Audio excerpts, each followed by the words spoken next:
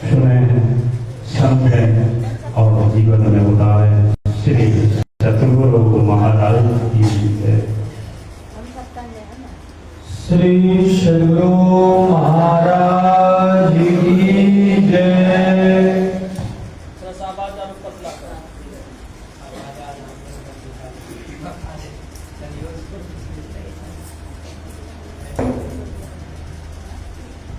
श्री सद्गुरु महाराज की जय।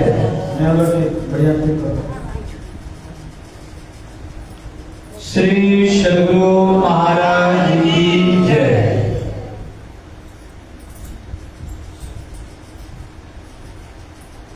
अखंड मंडलाकारं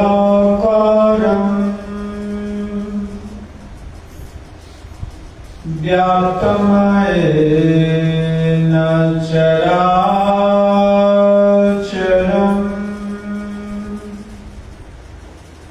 तत्पदं दर्शितं येन तस्मै श्री गुरवे नमः। धन्य धन्य सतगुरु सुखद महिमा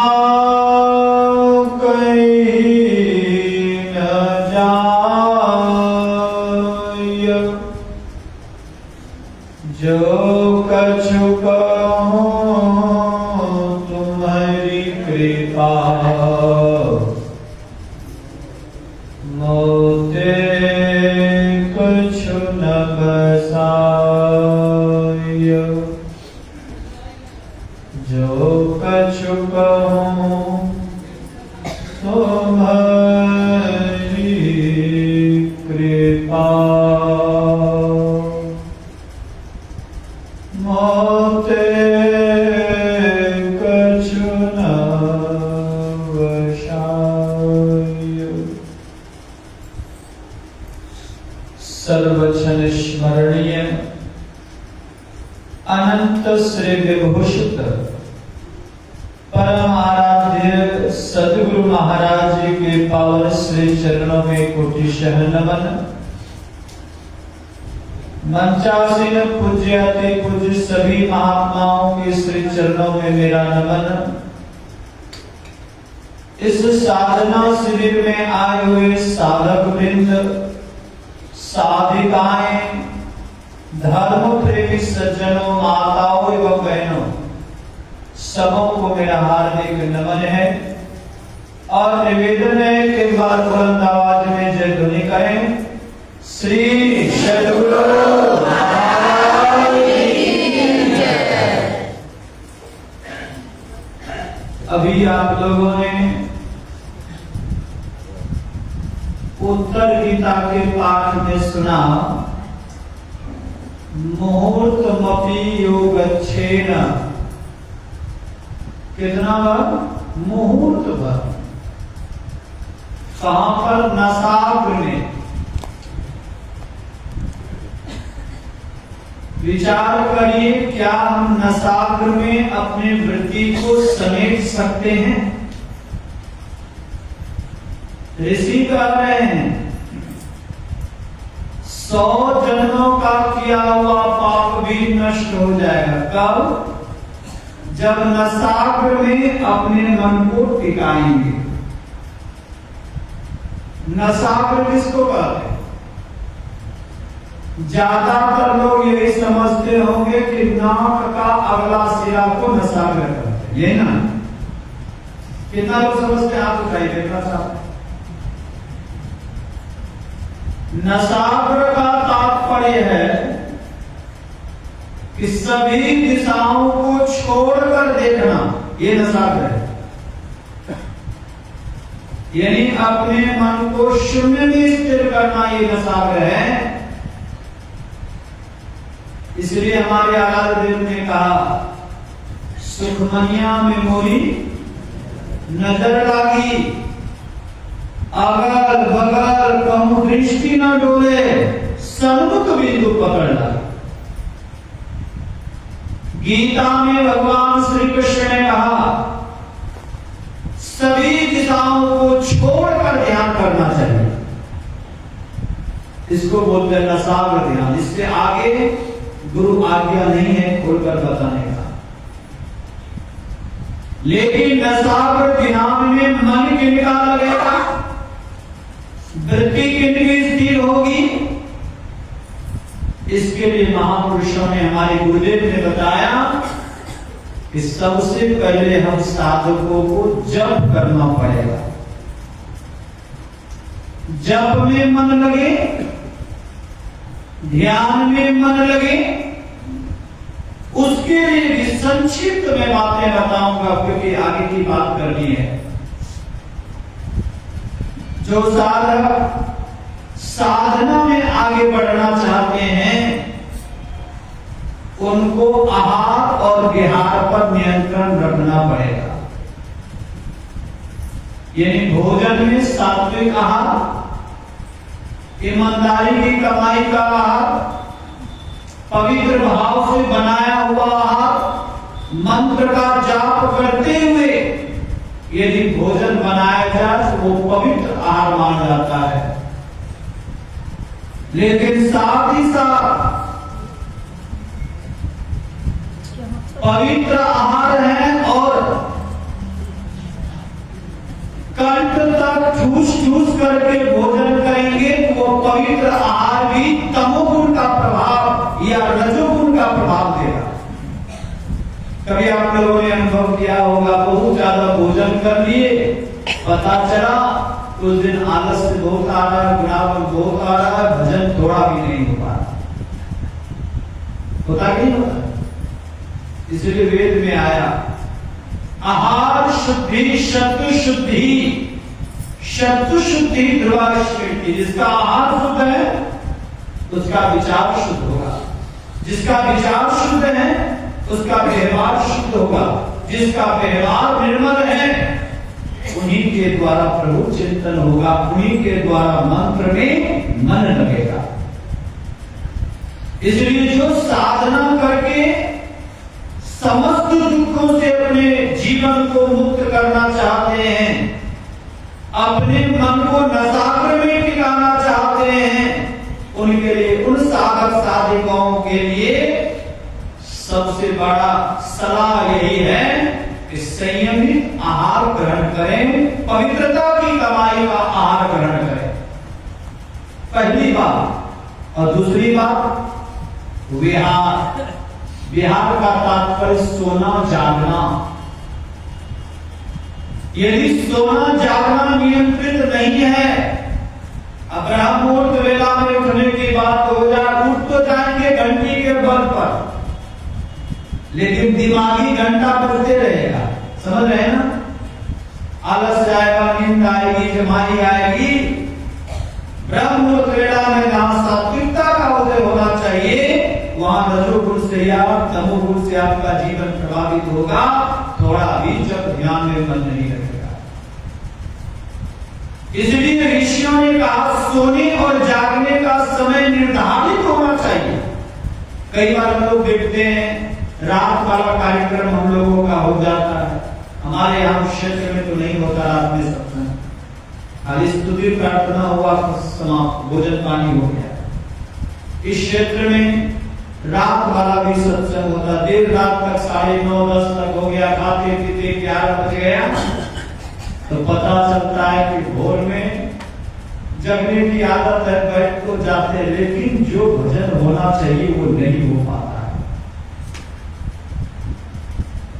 भजन रूपी संपत्ति को अपने जीवन से बचाना चाहते हैं तो याद रखिए आहार जितना महत्वपूर्ण है, आहार के साथ साथ विहार भी, यानी सोना जागना भी नियंत्रित होना चाहिए।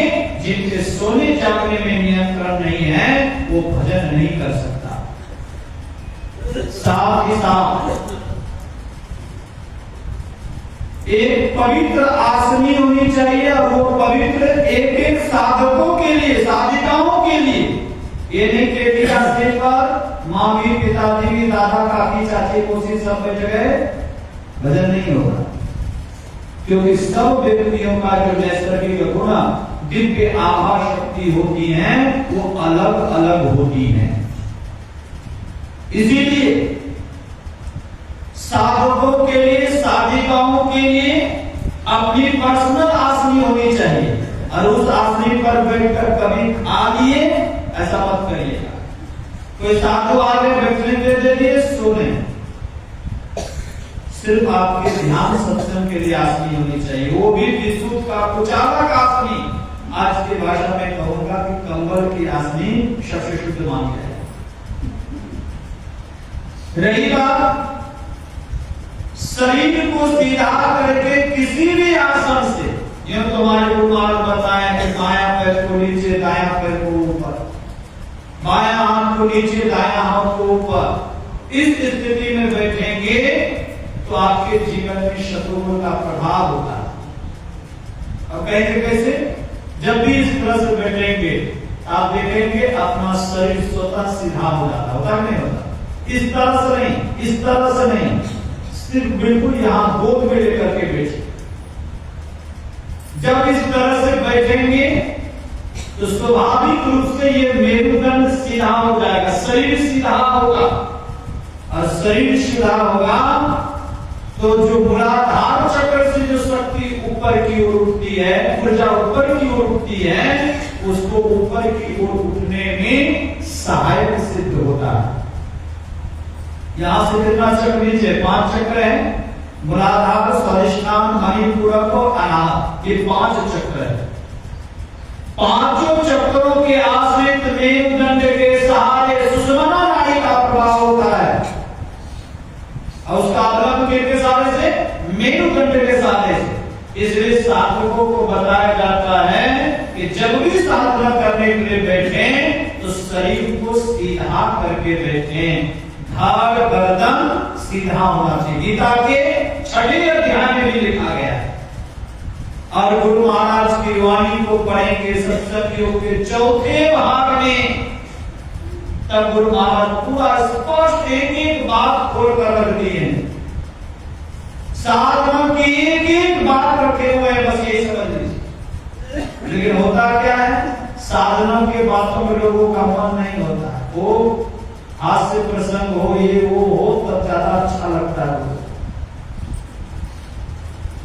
शरीर को सीधा करके बैठेंगे तो स्वाभाविक रूप से मेरुदंड जब सीधा रहेगा तो मेरुदंड के सहारे जो सुषुम्ना नाड़ी, सुषुम्ना नाड़ी का मतलब सूक्ष्म प्राण संचार, ये सूक्ष्म प्राण संचार जो अधगामी है वो ऊर्ध्वगामी होने लग जाता, धीरे धीरे ऊपर की ओर उठने लग जाता है। वैसे साधकों में कभी आप लोग अनुभव किए होंगे कि शरीर धीरे धीरे हल्का होने लग जाता है। कैसे घंटों बीत गया पता नहीं चलेगा। कभी कभी तो लगेगा कि शरीर में कोई भाव ही नहीं है, शरीर बिल्कुल पानी की तरह ऊपर हवा में तैर रहा है। ऐसी स्थिति जब होती है, जब वो कुंडली शक्ति धीरे धीरे ऊपर की ओर उठने लग जाती है तो शरीर धीरे धीरे हल्का होने लग जाता है, तब शरीर का भान नहीं रहता है। कभी कभी लोग क्या करते हैं, घबरा करके उठ जाते हैं। ऐसा नहीं करना चाहिए। ये साधकों के लिए सबसे श्रेष्ठ गति है, लेकिन वो कभी कभी होता है, हरदम नहीं होगा, याद रखिए। लगनशील बनकर रहिए, अर्जी लगाते रहिए गुरु महाराज के चरणों में। कब दुख पड़ेगा, कभी तो उनकी दृष्टि होगी, कभी तो कृपा होगी। अर्जी करते रहिए, प्रयत्नशील होते रहिए। प्रार्थना भी असाधारण प्रयत्नशील होकर साधना में मन को लगाते रहिए। स्वाभाविक आपके जो सूक्ष्म प्राण संचार की शक्ति है वो ऊर्ध्वगामी होगी, इसमें निश्चित रूप से। बोलिए श्री सद्गुरु। अभी सोने का समय है। बोलिए बुद्ध भगवान की। तो मेरुदंड को सीधा रखना चाहिए। अब मेरुदंड के साथ साथ सिर भी सीधा रखना होगा। गर्दन सीधा होना चाहिए, और गर्दन सीधा रख करके तब हमारे गुरु महाराज बताए हैं कि सबसे पहली क्रिया जप करना है। जैसे मकान बनाते हैं तो मकान बनाने से पहले क्या करते हैं? नक्शा बनाते हैं, और नक्शा के बाद नींव डालते हैं, और नींव डालेंगे तभी मकान बनेगा। ये सिर्फ ध्यान करने से ध्यान नहीं होगा, ध्यान करते रहिएगा, ध्यान नहीं होगा। अभी जो हम लोग साधक साधिकाएं यहाँ ध्यान कर रहे हैं कि ध्यानाभ्यास कर रहे हैं, क्या कर रहे हैं? हाँ, इनमें से कुछ साधक होंगे जिनको ध्यान में मन रखता हो, ध्यान तक आगे बढ़े हों, लेकिन ज्यादातर साधक साधिकाएं अभ्यास करते हैं, और अभ्यास करने में यदि परिपक्वता आपके जीवन में आ जाए तो स्वाभाविक आपको साधना में सफलता मिलेगी, इसमें कोई संदेह नहीं है। लेकिन इसके लिए बड़े धैर्य रखने की जरूरत है। ये नहीं कि 5 मिनट 10 मिनट जप करने के लिए बैठ गए, अब 5 मिनट 2 मिनट गुरु महाराज का ध्यान कर लिए, 5 मिनट दृष्टि योग की क्रिया कर लिए, हो गया ध्यान। ऐसे ध्यान से काम नहीं चलेगा। ध्यान जो साधक करना चाहते हैं, मनोनिग्रह करना जो साधक चाहते हैं, नजाकत में अपने मन को टिकाना चाहते हैं, तो सबसे पहले जप करना पड़ेगा। जप का मतलब आवाहन। जप का मतलब आवाहन हम कैसे करें? किसी को बुलावे, कैसे बुलाएंगे? डांट करके आएगा।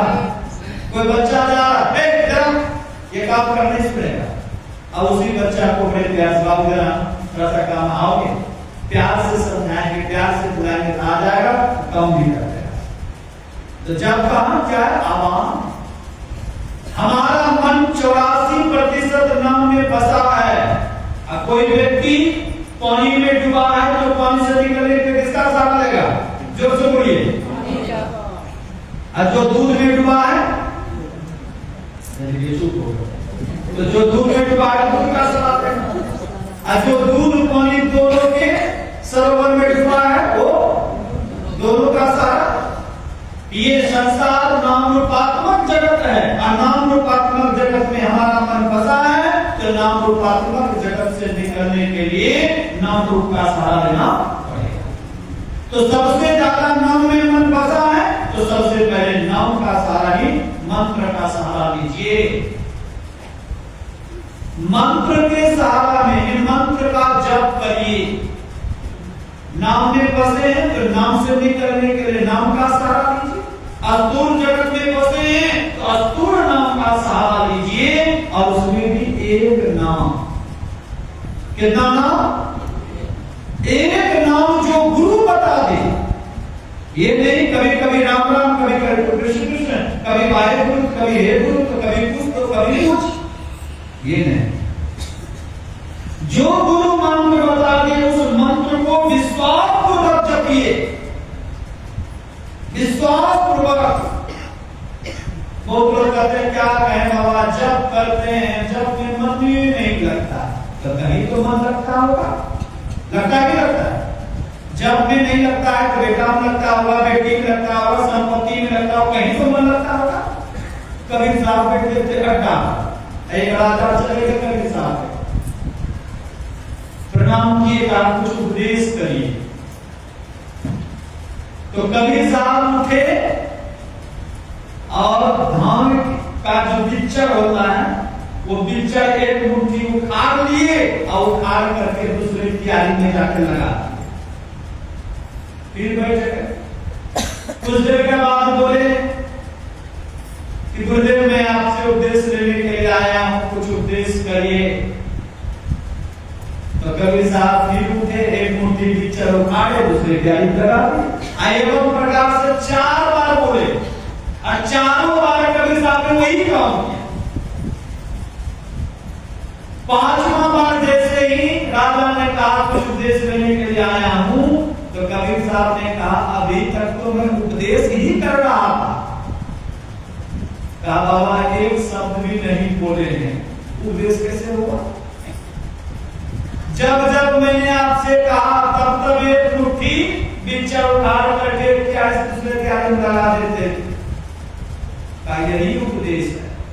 तुम्हारा मन जगत में फंसा हुआ है, जगत से मन को उखाड़ करके जगदीश में लगा दो, यही सबसे उत्तम उपदेश है। हमारा मन जन्म जन्मांतर से जगत में फंसा हुआ, जगत की वस्तु, जगत की व्यक्ति का चिंतन करते हुए आया है, तो खूब गड़ा हुआ जड़ जो है वो खूब फैला हुआ है।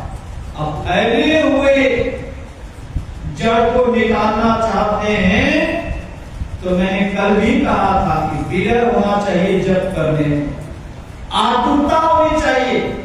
सोना चांदी हीरे मोती खो जाए उसके लिए कितना रोते हैं। ये जीवन के अनमोल निधि संपत्ति, वो जीवन की अनमोल निधि सबसे बड़ी भगवत चिंतन रूपी संपत्ति हमारे जीवन से खोती चली जा रही है। ईमानदारी से बोलिए, आज दिन तक रोए कभी? रोए?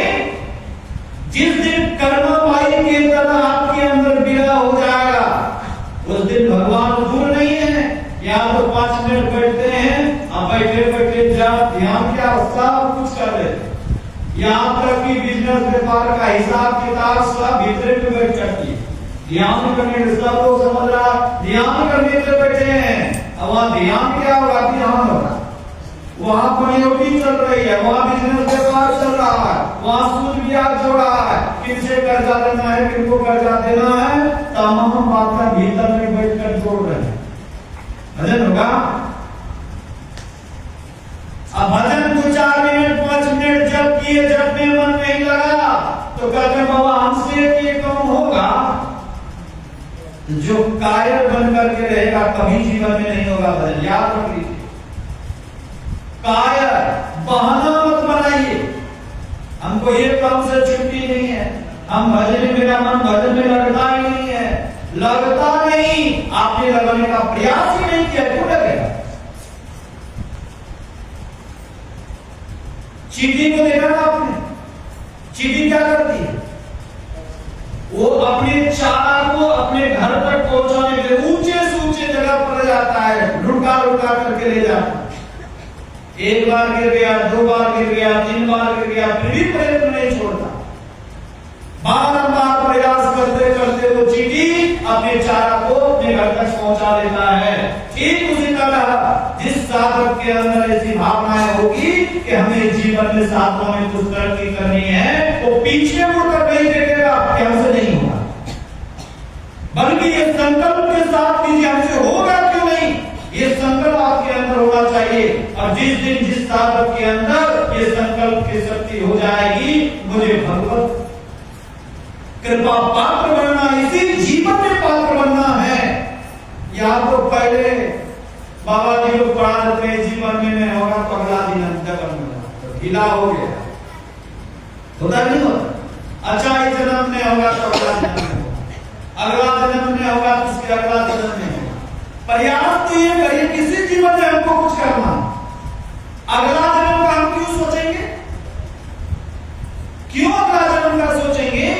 इसी जीवन का क्यों नहीं सोचेंगे? हम ये प्रयास करिए, चाहे हमारे जितने भी साधनाएं हो, हम कठोर से कठोर व्यग्रता के साथ, यदि जब में मन नहीं लगे अपने आराध्य का चरण पकड़कर रोइए, गुरुदेव मेरा मन भटक रहा है, आपकी कृपा हो। जब तक आपकी कृपा नहीं होगी मैं चरण छोड़ने वाला नहीं हूं। कहीं केस मुकदमा में आपका नाम चला गया तो दरोगा का पैर पकड़ कर रोते भी रोते जी, पैसा भी देते हैं, रोते भी हैं, बाबू केस से नाम निकलवा दीजिए। जो जगत के केस से निकालने के लिए संसारिक भौतिक लोगों का पैर पकड़ सकते हैं, हम संसार रूपी जेल से निकलना चाहते हैं। ईमानदारी से बोलिए, क्या गुरु का चरण नहीं पकड़ना चाहिए? क्या प्रीति नहीं होनी चाहिए? होनी चाहिए नहीं होनी चाहिए?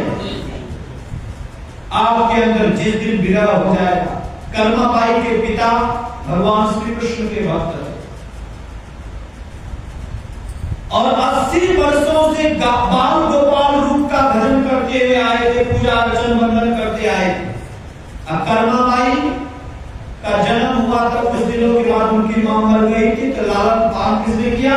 उनके पिताजी। यानी मां और पिता दोनों का दायित्व निर्वाह की कर्माबाई के पिताजी ने।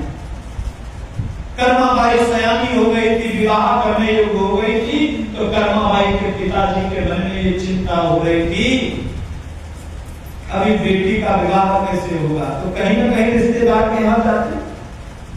लेकिन कर्माबाई के पिताजी का नियम क्या था? बिना भगवान को भोग लगाए कहीं घर से निकलते तक नहीं थे। जाना था रिश्तेदार के घर, आजकल के हाय तो नहीं है, उस समय की व्यवस्था ये फोन कर देंगे तो आप देख लेंगे। तो कर्माबाई के पिताजी बाहर जाने के लिए मन में संकोच हो रहा था कि प्रभा भगवान की सेवा कौन करेगी। एक दिन एकांत पाकर कर्मा को बुलाया अपने पास और कहा, बेटी मैं 4-5-6 दिनों के लिए रिश्तेदार के घर जाना चाहता हूं, लेकिन चिंता इस बात की कि प्रभु की सेवा कौन करेंगे। कर्माबाई बड़ी हो गई थी, लेकिन हृदय कैसा था? बिल्कुल एक बच्चे के सदृश, बिल्कुल निष्कपट, छल रहित। एक बात को कहूंगा, यदि आपका मन निश्चल रहेगा, पवित्र रहेगा, भावनाएं पवित्र होगी, तभी प्रभु चिंतन होगा। और यदि निष्कपट नहीं हुआ, भावनाएं पवित्र नहीं हुई, छल प्रपंच के साथ आपका जीवन होता रहा, एक बात याद रखिए, कभी भी भगवान का भजन नहीं हो सकता है, कहीं नहीं होगा। याद रखिए, कर्मा का हृदय अत्यंत निर्मल था। जैसे दर्पण साफ हो तो चेहरा स्पष्ट दिखता, और दर्पण में लगे काई तो दर्श कहां से पाई। यदि दर्पण में गंदगी लगी हुई, शीशा में गंदा लगा हुआ हो, तो हम अपना चेहरा नहीं देख सकते। उसी तरह यदि मन में पवित्रता हो, तभी भगवान का दर्शन होगा।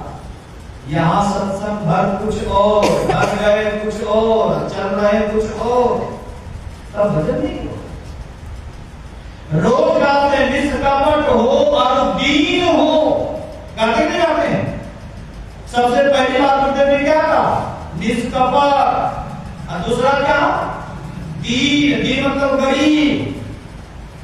अपने आप को तो मतलब फलाना से, यहाँ तो भीतर से अमीर बने हुए हैं, अहंकार अमीर बना पर बैठा है। अब गुरु भक्ति के बिना एक नंबर के कंगाल है, भिखमंगा है, और अपने आप को कहते मैं बहुत बड़ा हूं। भजन होगा? बोलिए, भजन होगा? जिस दिन अपने आराध्य के सामने दीनता प्रकट करेंगे, गुरुदेव मैं तो संतुष्ट निकृष्ट हूं, मेरे पास कुछ नहीं है। यदि मेरे पास कुछ है तो गुरुदेव तुम मेरे हो, बस मेरा यही स्वाभिमान है। ये कह सकोगे? कहने को तो कहते मेरा बेटा है, मेरी बेटी, मेरी जमीन मेरी जायदाद, मेरा मकान, मेरा दुकान। तुम कह सकते हो वैसे कि गुरुदेव तुम मेरे हो, मेरे अंदर कमी है तो तुम दूर करो, और तुम्हारे दूर किए बिना मेरे जीवन का कल्याण नहीं हो सकता है। ये हृदय से जिस दिन कह दोगे, और ये हृदय की आग पुकार जिस समय आपके मन में होगा, उस दिन से ही आपका हृदय स्वाभाविक रूप से निर्मल होने लग जाएगा, जग जाएगा, बिल्कुल निर्मल होगा। कर्माबाई ने कहा कि पिताजी क्या आपके द्वारा सेवा की हुई सेवा को क्या मैं नहीं कर सकती? आप बता दीजिए, मैं प्रभु की सेवा करूंगी।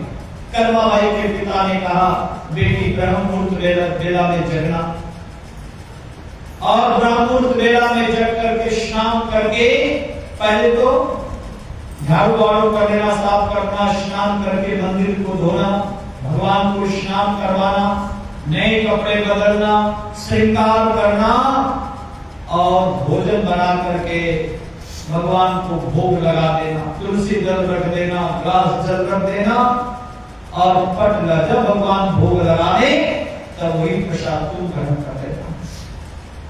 कर्माबाई ने कहा कि पिताजी आप निश्चित रूप से जाइए,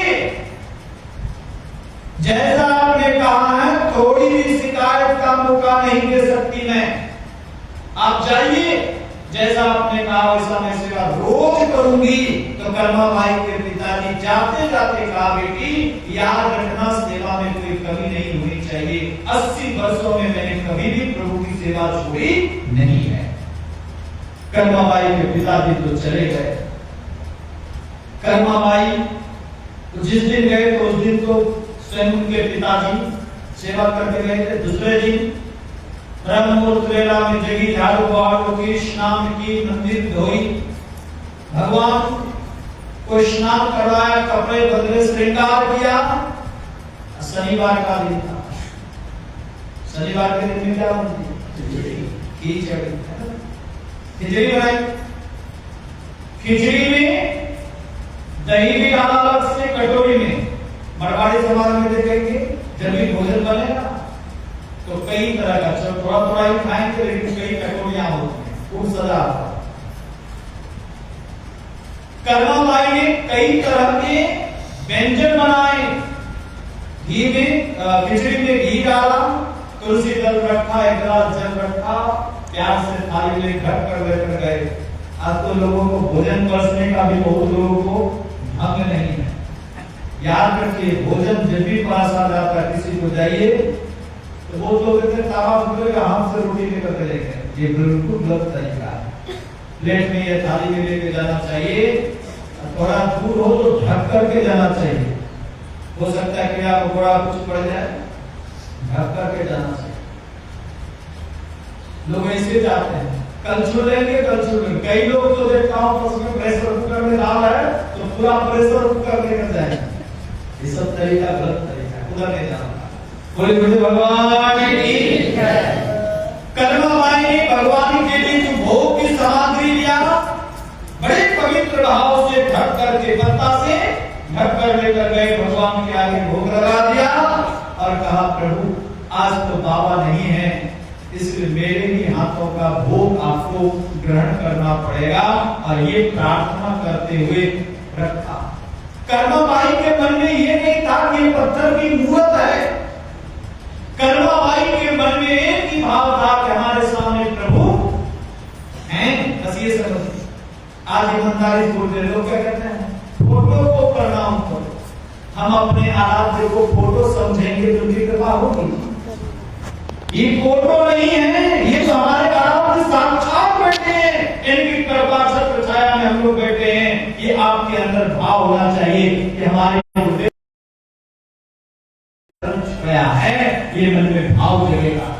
भाव में पवित्रता होनी चाहिए, भाव में समर्पण होना चाहिए, भाव में निष्कपटता होनी चाहिए। और जिस दिन ये निष्कपट दीन होकर के समर्पण के साथ, प्रार्थना और आतुरता के साथ प्रभु का स्मरण करेंगे, उस दिन आपके भावनाएं प्रभु की तरफ स्वतः खींची चली जाएगी। या प्रभु की कृपा ऐसी होगी कि स्वतः आपका मन प्रभु सेवा में धीरे धीरे लगते चला जाएगा। कर्मा बाई ने थाली परस करके पट जैसा कहा था, पट गिरा दिया। कर्मा बाहर बैठ गई। 10 मिनट बीता, 20 मिनट बीता, सोचा तो भगवान भोग लगा दिए होंगे। फाटक को हटाया, देखा जस का तस है। कर्मा बाई ने कहा कि देख लाला, भगवान श्री कृष्ण को कहा, देख लाला बाबा है नहीं, इसलिए मेरे ही हाथों का भोजन ग्रहण करना पड़ेगा। इसीलिए लाला यदि किसी चीज की कमी है तो बोल दे, मैं वो पूरा करूंगी, क्योंकि खाना तो आज मेरे ही हाथों का खाना पड़ेगा। और आज नहीं, जब तक बाबा 4, 5, 6 दिनों में नहीं आ जाते तब तक मेरे ही हाथों का खाना पड़ेगा। कहां पत्थर का मूर्त खाने वाले थे। कर्मा ने देखा, आधा घंटा बीता, 1 घंटा बीता, जैसे अपने बच्चे को नहीं समझाते वैसे कर्मा समझाने लगी भगवान। देख लाला बाबा है नहीं, कि तुमको किसी चीज की जरूरत है तो मांग ले, मैं देने को तैयार हूं, परंतु भूखा मत रहा। कर्मा के इस तरह आंसू रोने लगी कर्मा। भगवान भोग जब नहीं लगाए, दिन का 11 बज गया, 12 बज गया, 1, 2, बाद कर्मा ने कहा, देख लाला तू हड्डी है, बात रखता है, तो मैं भी हड्डी हूं। जब तक तू भोजन नहीं ग्रहण करेगा, यदि 5 दिनों तक नहीं खाएगा, तो मैं 5 दिनों तक भूखी रहूंगी, तुम्हारे चरणों में मर जाऊंगी, लेकिन तुम्हारे बिना मैं खाऊंगी नहीं, क्योंकि मेरे बाबा को वचन दिया है। अब सोचिए कितना विरह होगा उनके अंदर, कितनी आतुरता हुई कर्मा के अंदर। साफ शब्दों में भगवान से कहा कि देख लाला, यदि 5-6 दिनों तक जब तक बाबा नहीं आएंगे तब तक तू भी नहीं खाएगा, मैं मर जाऊंगी तो मर जाऊंगी, लेकिन अन्न को कौन कहे, मैं पानी भी अपने जीवा पर नहीं डालूंगी, अपने मुख पर नहीं डालूंगी। इसलिए लाला जो कुछ भी मैं बना पाई हूं खा ले। इतना कहकर कर्मा जार होकर के भगवान श्री कृष्ण के चरणों में गिर गई और खूब रोने लगी। लेकिन कहा समय बीतता गया, पूरा दिन बीत गया, कर्मा होती रही, शाम का समय हो गया। सोच लाला, यदि तू खिचड़ी अब तो बासी हो गया, नहीं खाएगा तो एक काम कर। फिर द्वारा कर्मा ने भोजन तैयार किया, रखा, लेकिन कहा खाने वाले थे। तब कर्मा लगभग मध्यरात्रि से अधिक समय हो गया, फिर भी नहीं खाया, तो कर्मा भी भूखी प्यासी उसी तरह से रोते रोते चरणों में सिर पटकने लगी। कहा लाला मेरे ऊपर लांछन लग जाएगा, बाबा क्या कहेंगे कि तूने लाला को खिलाया नहीं, यदि मेरे से कोई गलती हुई है तो क्षमा कर दे। जार बेदार होकर कर्मा रोने लगी, खूब रोने लगी, जार बेदार होकर चरण पकड़कर खूब रोने लगी। मध्यरात्रि से भी अधिक समय हो गया, उसी पत्थर के मूर्त में से भगवान श्री कृष्ण प्रकट हो गए। और भगवान श्री कृष्ण ने कर्मा से कहा कि देखो अपने गोद में मुझे बैठा करके खिलाओ। अपने ही हाथों से भगवान श्री कृष्ण के आंखों की भगवान श्री कृष्ण ने कर्मा के आंखों से अश्रु की धारा को पोंछा, और कर्म के साथ साथ भगवान श्री कृष्ण भी रोने लगे। कहा यदि मैं जानता कि तू इतनी दुखी हो रही है तो मैं कभी भी इतना नाराज नहीं होता। एक काम करो, मुझे अपने गोद में बिठाकर अपने ही हाथों से खिलाओ। भगवान श्री कृष्ण बाल रूप में प्रकट हुए।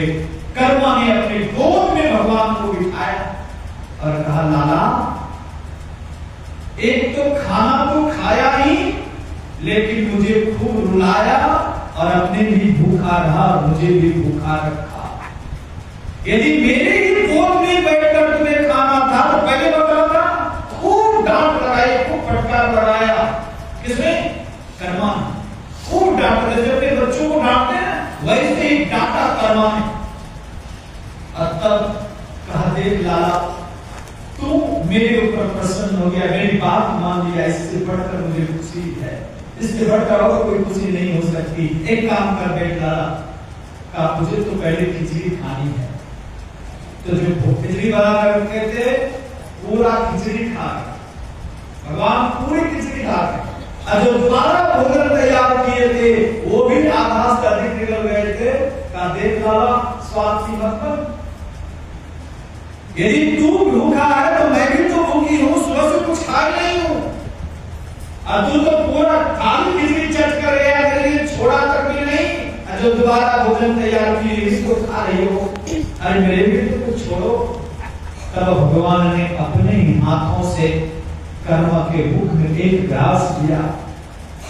जैसे ही एक ग्रास उनके मुख में गया, मानो सारी थकावट, सारी परेशानी सब कुछ दूर हो गया, शरीर मानो स्फूर्ति से भर गया। अब फिर क्या था? रोज का नियम, अब तो भगवान को जब भी जरूरत होता था भगवान को बुलाते, भगवान आ जाते। यहाँ तक कि भगवान ऐसे कि कर्मा भोजन बनाती तो चूल्हे में लकड़ी डालने के भगवान श्री कृष्ण जाते, जिधर कर्मा जाती उधर भगवान कृष्ण। अब दोनों एक साथ मिलते। कर्मा का 5-6 दिनों का समय कैसे बीता कुछ भी नहीं पता चला। पहले तो मंदिर धोना पड़ता था, तो भगवान सामने साथ में है, लाला पानी लेकर के आऊं, वहां जाकर स्नान कराऊं। भगवान ने कहा नहीं नहीं, मैं तो खुद स्वयं चला जाऊंगा वहां। कुएं पर जाया था, भगवान को स्नान करवाता, श्रृंगार करता, अनेकों तरह का रंग बिरंग श्रृंगार। कर्मों का मन भगवान से हटकर किसी भी चीजों में नहीं, न खाने में न पीने में, दिन रात कर्मा उसी भगवान से